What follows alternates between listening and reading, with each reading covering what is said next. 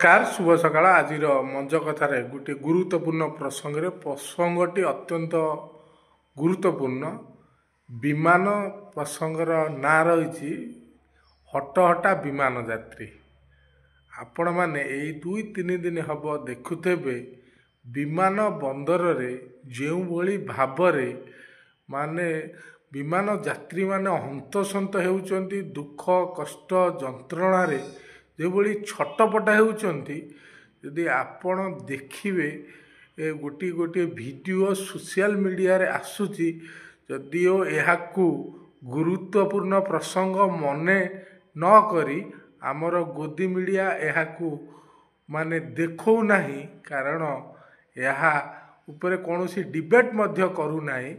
ଆମର middle class ଯେଉଁମାନେ ମଧ୍ୟମ ଶ୍ରେଣୀ ବର୍ଗର ଲୋକ, ସେମାନେ କିଭଳି ଭାବେ ବିମାନ ଯାତ୍ରୀ କିଭଳି ଭାବେ ହନ୍ତସନ୍ତ ହେଉଛନ୍ତି, ସୋସିଆଲ ମିଡ଼ିଆରେ ଯଦି ଆପଣ ଏହି ଭିଡ଼ିଓ ଦେଖିଥିବେ ଆପଣ ଜାଣିପାରିଥିବେ। ଯେମିତି ବିମାନ ଯାତ୍ରୀମାନେ ଯେମିତି ବସ୍ଷ୍ଟାଣ୍ଡ କରିଦେଇଛନ୍ତି, ବିମାନ ଏୟାରପୋର୍ଟକୁ ଯେ ବର୍ତ୍ତମାନ ବସ୍ଷ୍ଟାଣ୍ଡରେ ପରିଣତ ହେଇଛି। 2-3 ଦିନ ହେଲା ଅଚଳାବସ୍ଥା ଲାଗି ରହିଛି।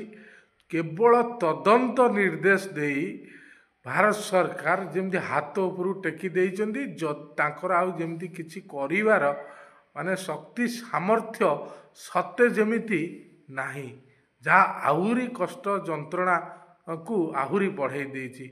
ଆପଣଙ୍କୁ ମୁଁ କହୁଛି, ଆପଣମାନେ ଗୋଟିଏ ତଥ୍ୟ, ବର୍ତ୍ତମାନ 2000ରୁ ଉର୍ଦ୍ଧ୍ୱ ବିମାନ ବର୍ତ୍ତମାନ ବାତିଲ ହୋଇସାରିଲାଣି।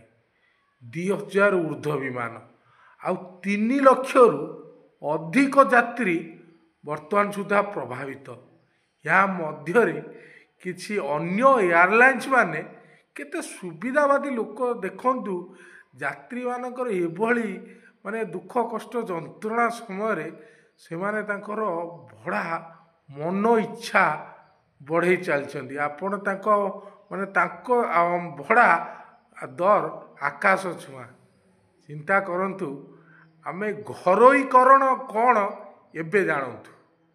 ଘରୋଇକରଣ ହେବା ଦ୍ୱାରା ଆମର କ'ଣ କ୍ଷତି ହୁଏ, ଇଏ ତାର ଏକ ଝଲକ। ଆଗରୁ ମଧ୍ୟ ସରକାର ନିଷ୍ପତ୍ତି ନେଉଛନ୍ତି ଯେ ପ୍ରତ୍ୟେକ କ୍ଷେତ୍ରରେ ଘରୋଇକରଣ କରିବେ, ଯେମିତି ସରକାରଙ୍କ ଉପରେ ଆଉ କୌଣସି ଦାୟିତ୍ୱ ହିଁ ରହିବନି। ଖାଲି ସେ ନିର୍ବାଚିତ ହେବେ, ଶାସନ ଗାଦିରେ ବସିବେ, ଲୋକମାନଙ୍କର କୌଣସି ଡିପାର୍ଟମେଣ୍ଟର ସମସ୍ୟା ବୁଝିବେନି, ସବୁ ଡିପାର୍ଟମେଣ୍ଟ ଘରୋଇକରଣ କରିଦେବେ। ଆଉ ସବୁଠୁ ଗୁରୁତ୍ୱପୂର୍ଣ୍ଣ ଆଶ୍ଚର୍ଯ୍ୟଜନକ ଘଟଣା, ଆଗକୁ ଡିଫେନ୍ସ ବିଭାଗକୁ ବି ମଧ୍ୟ ଘରୋଇକରଣ କରିବାକୁ ଦିଆଯାଇଛି। ଆପଣ କ'ଣ କରିବେ?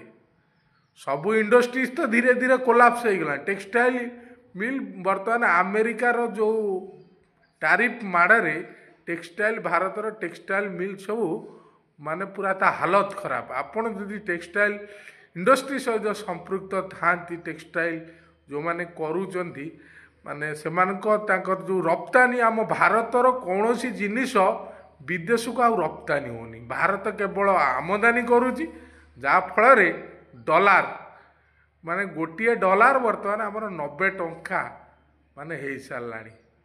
କିନ୍ତୁ ଆପଣଙ୍କୁ ଆମ ଗୋଦି ମିଡ଼ିଆ ସବୁ ଗୋଲାପୀ ଚିତ୍ର ଭାରତ ବିକଶିତ କରିଛି, GDP ହେଉଛି। ଆରେ ଯେତେବେଳେ ଆମ ଜିନିଷ, ଭାରତୀୟ ଜିନିଷ ବିଦେଶକୁ ରପ୍ତାନି ହେଉନି, କେତେ ବଡ଼ ସମସ୍ୟା ଆଗାମୀ ଦିନରେ ଆହୁରି ଦେଖାଯିବ। ଏଇ କଥା ମଧ୍ୟ ଏଇ ଇଣ୍ଡିଗୋ ବିମାନ ବନ୍ଦରର ଘରୋଇକରଣ ଯେତେବେଳେ କରାଯାଉଥିଲା, ତାକୁ ବିରୋଧୀ ଦଳ ନେତା ମଧ୍ୟ ସତର୍କ ସୂଚନା ଦେଇଥିଲେ ଯେ ଆଗକୁ ଭୟଙ୍କର ପରିସ୍ଥିତି ହେବ।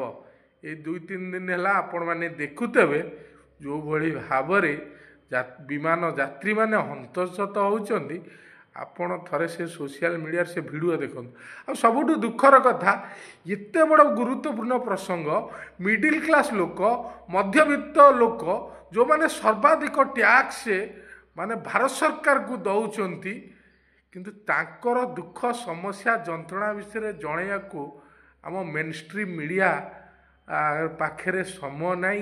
କାହାର ସମାଧାନ କ'ଣ, किभଳି यार समाधान हो पार कि माने तार प्रतिकार कौन एसबू विषय देखा माने ता पाखे समय नहीं। आपण मैंने चिंता करूँ, आपण मैंने सावधानता हूँ, आपण मैंने सचेतन हूँ, वास्तवता भारतर चित्र विषय जानतु, सत न्यूज देखु एवं आपण राष्ट्रप्रेमी हूँ, देशप्रेमी हूँ, समाज प्रेमी हूँ, गाँ प्रेमी हूँ। जय हिंद।